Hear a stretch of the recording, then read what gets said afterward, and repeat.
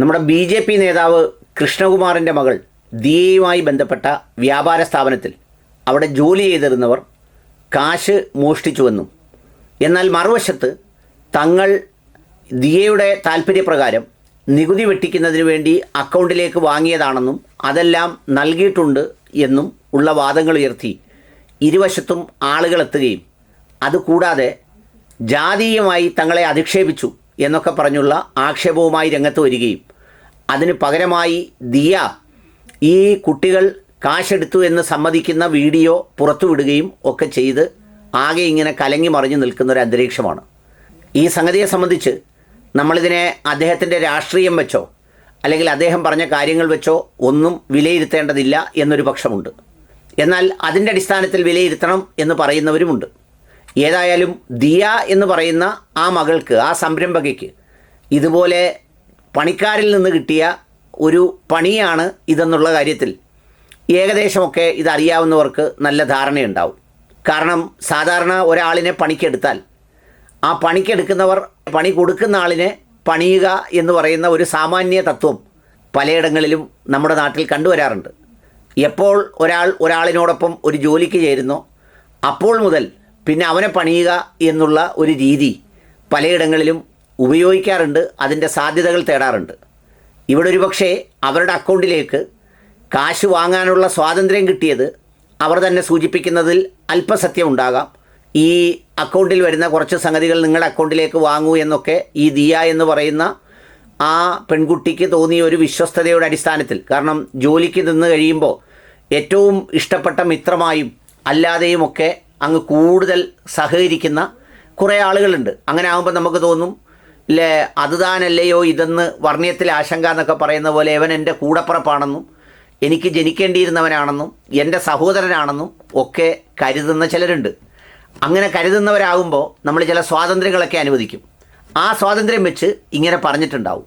പക്ഷേ ഇത് അക്കൗണ്ടിലേക്ക് ചെന്നപ്പോൾ, അല്ലെങ്കിൽ തന്നെ മേശയിൽ പോലും ഇട്ടാൽ അത് എടുത്തുകൊണ്ട് പോകാൻ മടിയില്ലാത്തവർക്ക്, ഒപ്പം ജോലി ചെയ്ത് മുഴുവൻ ഗുണങ്ങളും അനുഭവിച്ച ശേഷം അവരവർക്ക് താല്പര്യമില്ലാതെയോ അല്ലെങ്കിൽ എന്തെങ്കിലും കമഴ്ത്തിയോ പുറത്തിറങ്ങിക്കഴിഞ്ഞാൽ പിന്നെ ഈ ജോലി കൊടുത്തവനെ എന്തു പറഞ്ഞ് ആക്ഷേപിക്കാനും എന്ത് ചെയ്യാനും മടിയില്ലാത്ത കാലത്ത് അക്കൗണ്ടിലേക്ക് കാശ് വന്നോട്ടെ എന്ന് വെച്ചാൽ പിന്നെ അതിൽ എന്തെങ്കിലും വ്യത്യാസം കാണുന്നവർ അധികം പേരും ഉണ്ടാവില്ല.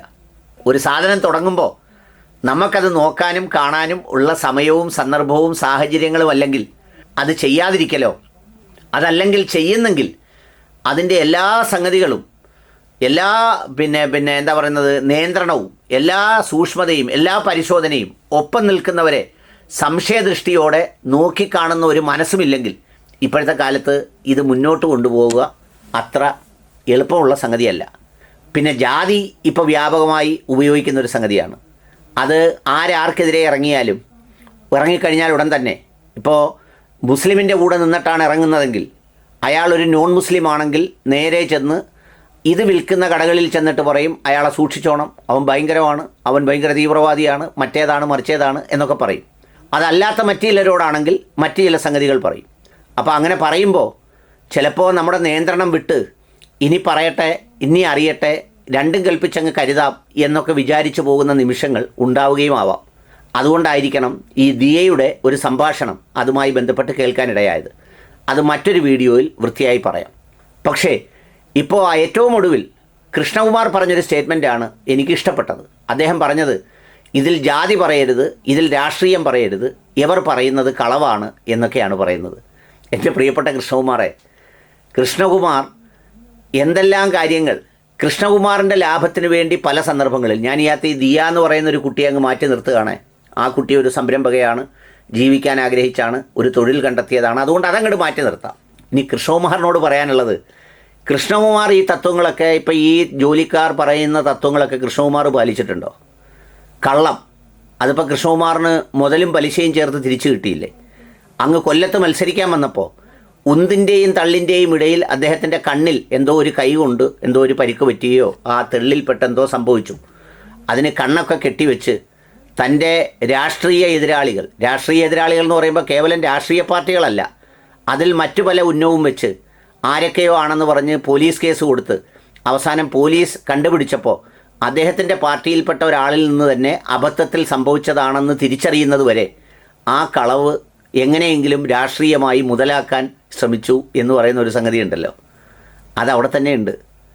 പിന്നെ അതുപോലെ തന്നെ പല സന്ദർഭങ്ങളിലും അങ്ങിപ്പോൾ പറഞ്ഞല്ലോ ജാതി പറയരുതെന്നൊക്കെ, അങ്ങ് യഥാർത്ഥത്തിൽ നീതി വിട്ട് ജാതി മാത്രം പറഞ്ഞ് അങ്ങയുടെ പ്രത്യയശാസ്ത്രപരമായ എന്തോ നേട്ടത്തിനാണെന്ന് കരുതി കേരളത്തിലെ ജാതിമത വ്യത്യാസമില്ലാത്ത ഒരുപാട് മനുഷ്യർ അങ്ങയുടെ അഭിനയവും സീരിയലിലെ കാലഘട്ടവുമൊക്കെ എല്ലാം മറന്ന് കണ്ട് ഒരു പൂർണ്ണമായി ചേർന്ന് നിന്ന് ഇഷ്ടപ്പെട്ട ഒരു ജനതയുടെ മേൽ എന്തെല്ലാം ജാതിയാധിക്ഷേപങ്ങൾ പറഞ്ഞ് തൻ്റെ രാഷ്ട്രീയ ലാഭത്തിനും നേട്ടത്തിനും വേദി കിട്ടുന്നതിനും വേണ്ടി ഉപയോഗിച്ചൊരാളാണ് അങ്ങ്.